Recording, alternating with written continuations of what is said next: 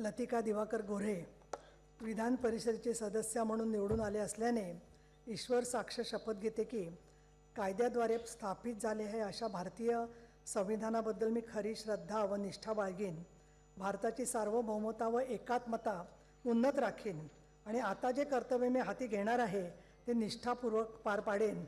आज छत्रपती संभाजी महाराजांची जयंती आहे, तर छत्रपती शिवाजी महाराज, संभाजी महाराज, हिंदू हृदय सम्राट शिवसेना प्रमुख बाळासाहेब ठाकरे, धर्मवीर आनंदजी दिघे, डॉक्टर बाबासाहेब आंबेडकर यांना मी अभिवादन करते आणि आमचे मुख्य नेते एकनाथजी शिंदे आणि मुख्यमंत्री देवेंद्र फडणवीस यांचे आभार मानते। धन्यवाद।